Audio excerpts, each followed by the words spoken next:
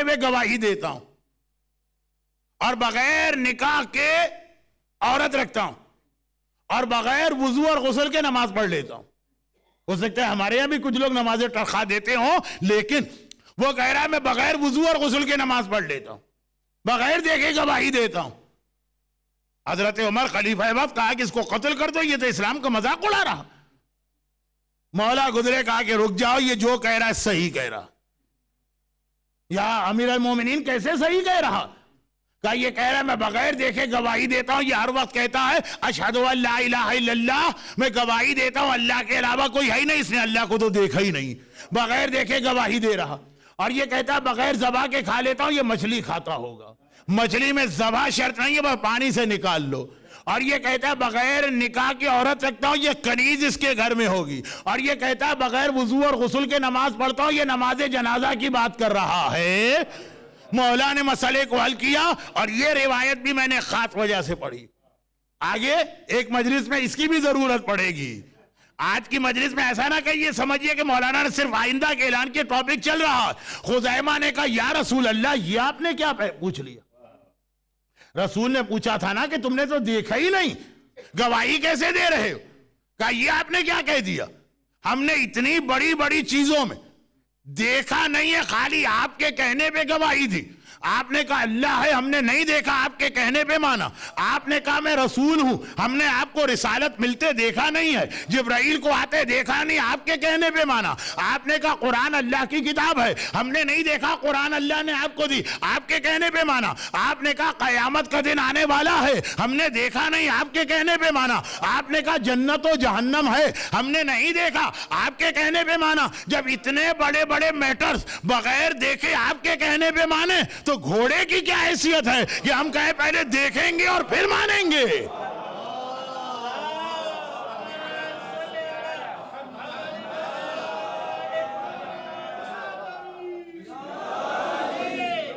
پیغمبر نے کہا انت ذو الشہادتین، تو نے وٹنس کا بڑا اصول بتا دیا کہ جب زندگی کے اتنے بڑے بڑے معاملے، بھئی آخرت و جنت و جہنم کی وجہ سے آپ کی لائف کا پورا اسٹائل چینج ہو کے ہو جاتا صرف رسول کے کہنے پر. ورنہ کس نے جنت دیکھی ہے، کس نے جہنم دیکھی؟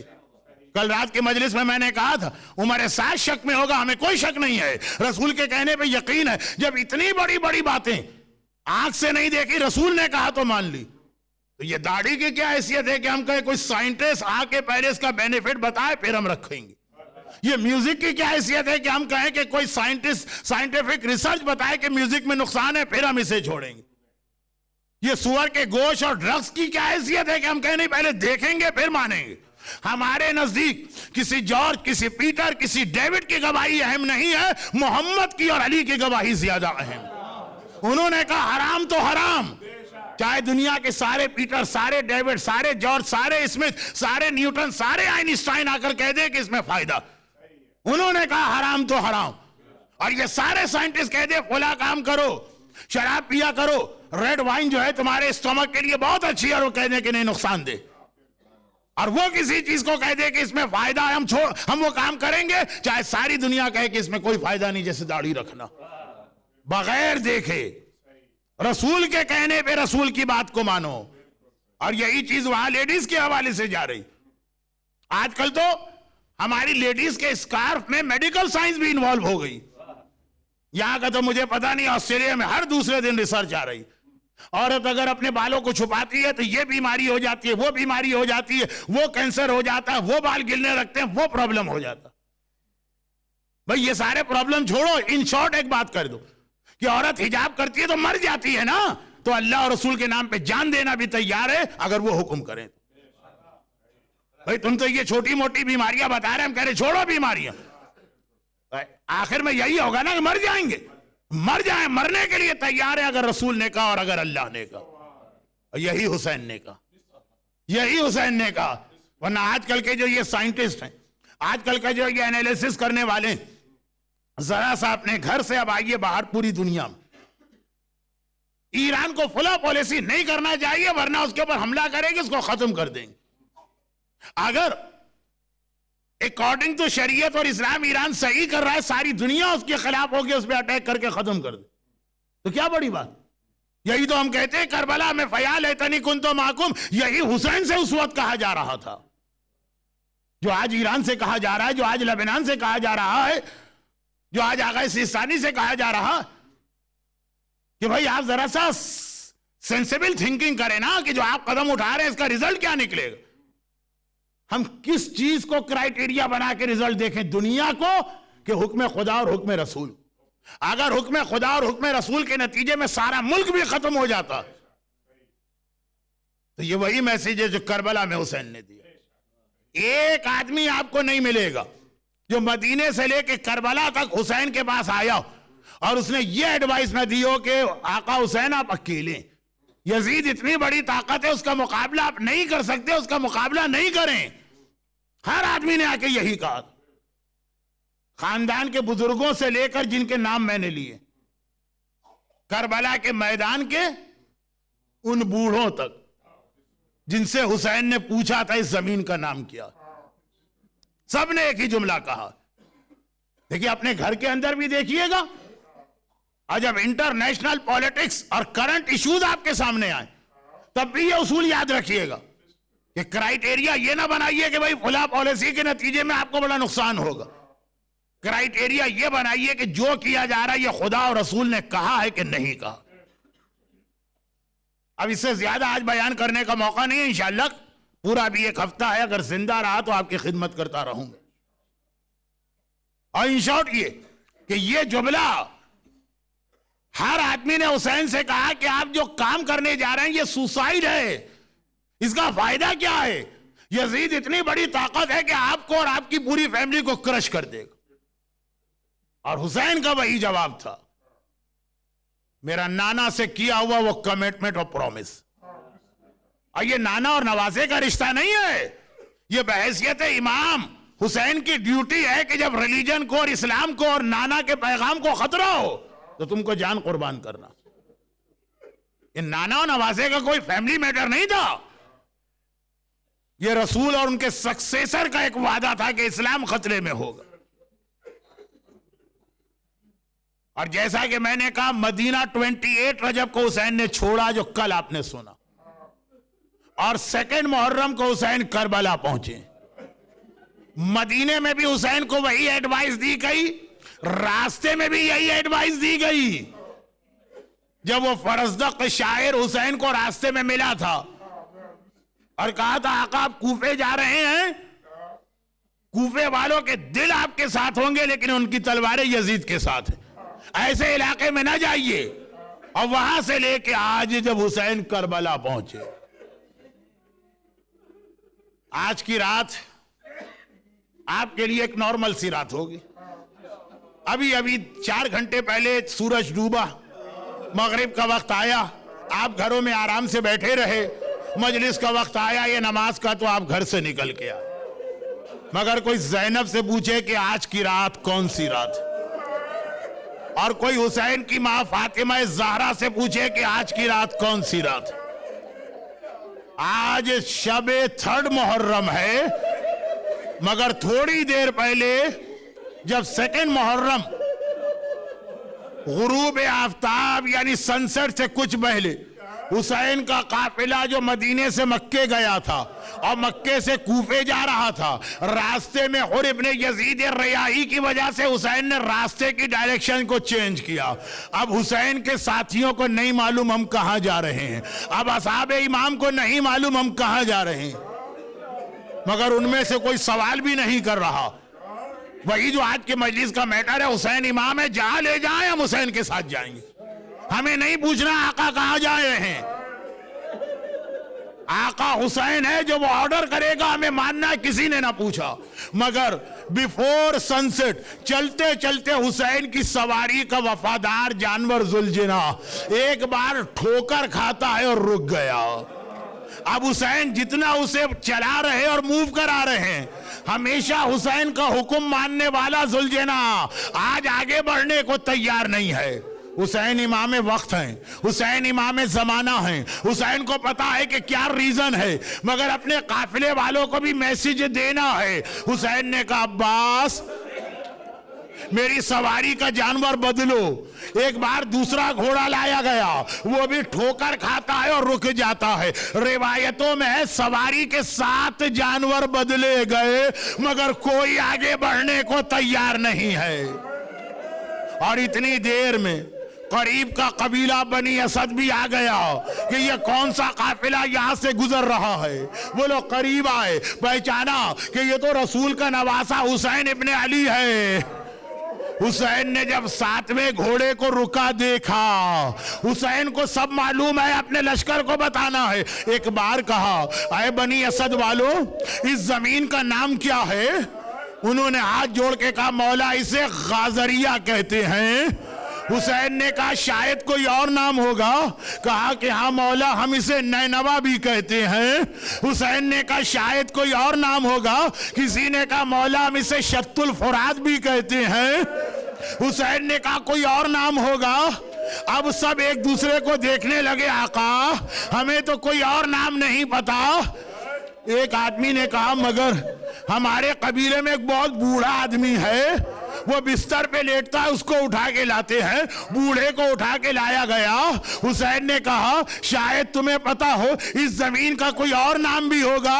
کہا کہ ہاں ہم نے اپنے بزرگوں سے سنا ہے اس زمین کا ایک نام کربلا بھی ہے. وہ کربلا کا نام سننا تھا. حسین نے کہا عباس اب ہماری سواری آگے نہیں بڑھے گی, اونٹوں کو بٹھا دو, خیمے لگا دو, سیدانیوں کو خیمے میں پہنچا دو. وہی بوڑھا تڑپ کے کہتا ہے آقا آپ یہاں پہ نہ اتریے, ہم نے اپنے بزرگوں سے سنا ہے کہ کوئی نبی یا نبی کا بیٹا یہاں سے نہ گزرا مگر اس کے بدن سے خون نکلا ہو. مولا یہ نبی زادوں کے لیے ٹھیک جگہ نہیں ہے. حسین نے کہا تم نے تو خالی سنا ہے اور میں تو اپنی آنکھوں سے دیکھ رہا ہوں. یہی تو وہ جگہ ہے جس کے لیے میری ماں نے مجھے پالا ہے, میرے نانا نے مجھ سے وعدہ لیا ہے, یہی تو ہمارے گھرانے کے خون بہیں گے.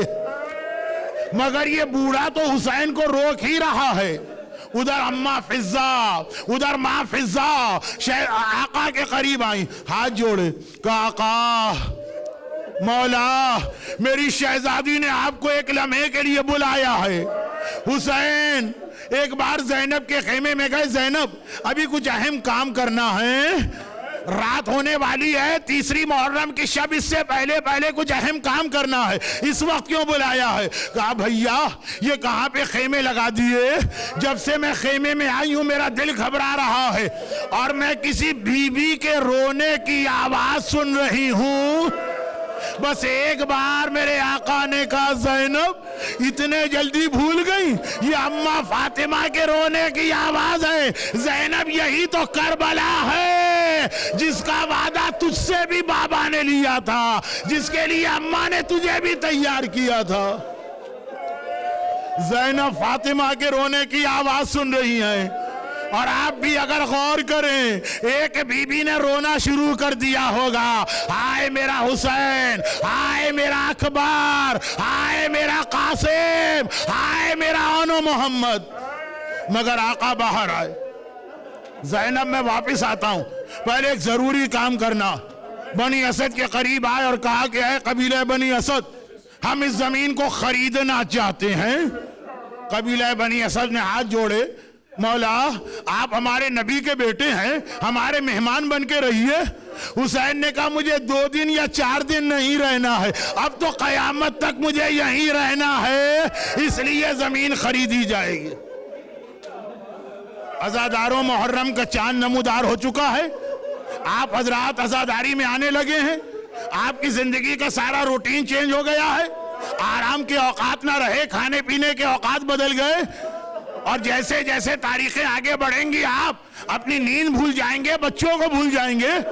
مگر آپ کوئی حق ادا نہیں کر رہے, حق تو آقا حسین نے ادا کیا. وہ کیسے؟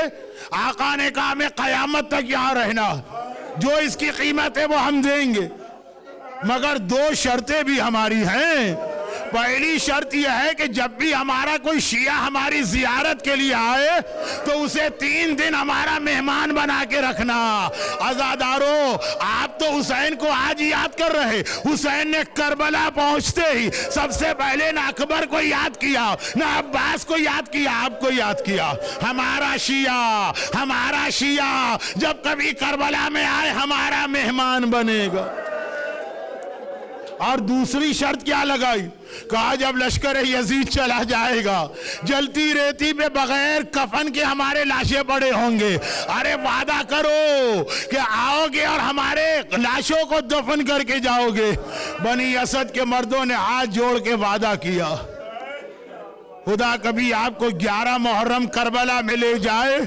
آج بھی بنی اسد کا دستہ آتا ہے، کفن پہن کے آتے ہیں، ہاتھوں میں زمین کھودنے کے بیلچے لاتے ہیں، روتے ہوئے آتے ہیں، آقا آپ نے ہمارے بزرگوں سے وعدہ لیا تھا، ہم یہ وعدہ پورا کرنے آ رہے ہیں۔ مگر یہ ہے اسلام، عورت کا برابر سے رتبہ۔ مگر حسین نے کہا تم نے وعدہ کر لیا، جاؤ اور اپنے قبیلے کی ساری عورتوں کو یہاں بھجواؤ۔ بنی اسد کے قبیلے کی عورتیں چادر اور عبا پہن کے گھبرائی یہاں آ گئی۔ فاطمہ کے لال نے ہمیں بلایا ہے، ہاتھ جوڑ کے سر جھکا کے کھڑی ہو گئی، مولا ہمیں کیوں بلایا ہے؟ کہا کہ جلتی ریتی پہ ہمارے لاشیں پڑے ہوں گے، شاید تمہارے مرد لشکر یزید کے ڈر سے نہ آئے، تو ہم سے وعدہ کرنا پانی بھرنے جب فرات کے کنارے آؤ گی تو ہمارے لاشوں کو دفن کر جاؤ گی۔ ساری عورتیں روتے روتے کہتی ہے فاطمہ کے لال ہمارا تجھ سے وعدہ ہے۔ کہا کہ واپس جاؤ اور اپنے بچوں کو بھجوا دو۔ اللہ اللہ، جب صفِ عزا پہ لیسٹر کے چھوٹے چھوٹے بچے ماتم کرتے ہیں کتنا اچھا لگتا ہے، مگر یہ حسین کی سنت ہے۔ بنی اسد کے بچے آئے، 10 سال کے بچے، 12 سال کے بچے، ہاتھ جوڑ کے کھڑے ہو گئے، آقا کیا ہم بھی کسی قابل ہیں کہ ہمیں بلایا گیا؟ حسین نے کہا بنی اسد کے بچوں، ہو سکتا ہے لشکر یزید کے ڈر سے تمہارے والدین گھروں سے باہر نہ نکلیں، تو مجھ سے وعدہ کرو کھیلتے کھیلتے فرات کے کنارے آؤ گے، ارے تم قبر نہیں کھود سکتے، ننھے ہاتھوں سے ہمارے لاشوں پہ مٹی ڈال دینا، ہمارے لاشیں جلتی ریتی پہ نہ رہیں۔ لیکن عزادارو، جس آقا کو اپنے لاشیں دفن کرانے کی اتنی فکر تھی، 11 محرم کو جب اس کا بیٹا سجاد کربلا کے میدان سے چلا، عجیب منظر دیکھا، میرے بابا کا بے گور و کفن لاشا جلتی ریتی پہ پڑا ہے۔ ایک آخری جملہ کہہ کے آگے مجلس تمام کروں، میرا دل چاہتا ہے ہاتھ جوڑ کر کہوں مولا سجاد، اگر لشکر یزید آپ کو قبر کھودنے کی اجازت نہیں دے رہا تو ایک مٹھی مٹی ڈال دیجئے، آپ کے بابا نے بچوں سے وعدہ لیا تھا اگر قبر نہیں تو ایک مٹھی خاک ڈال دینا، مولا ایک مٹھی مٹی ڈال دیجئے۔ آپ کا امام کیا جواب دے گا؟ یہی کہے گا ارے کاش تم نے 11 محرم کو مجھے دیکھا ہوتا، وہ بیٹا ایک مٹھی بھی مٹی نہیں ڈال سکتا ہے، کیسے ڈالے؟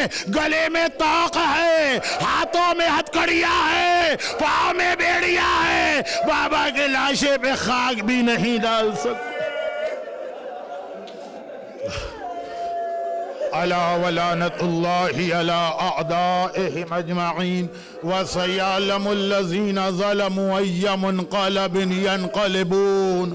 خداوندہ میرے مظلوم کربلا، میرے مظلوم آقا کے کربلا میں آ کر آج ہمیں یاد کرنے کا واسطہ، پہلے اپنے شیعوں کو یاد کیا، ہمارے ان آنسوؤں کو رومال زہرا کے قابل بنا دے مرتے دم تک، بلکہ جنت میں بھی ہمیں حسین کا عزادار اور ماتمی بنا کے داخل کر، غم حسین کے سوا ہمیں ہر غم اور پریشانی سے نجات دلا۔ دنیا میں جہاں جہاں حسین کے چاہنے والے، خصوصاً لبنان و افغانستان، عراق و پاکستان کے مومنین کی مدد فرما، ہمارے تمام مرحومین کی مغفرت فرما۔ صفِ عزا پر جس نے حاجت کے لیے ہاتھ پھیلائے ہیں، تجھے حسین اور حسین کی دکھیاری ماں زہرا کا واسطہ ان کی ساری حاجتیں پوری کر دے، اور ان مظالم کے انتقام کے لیے حسین کے بیٹے امام زمانہ کے ظہور میں تعجیل فرما۔ ماتم حسین۔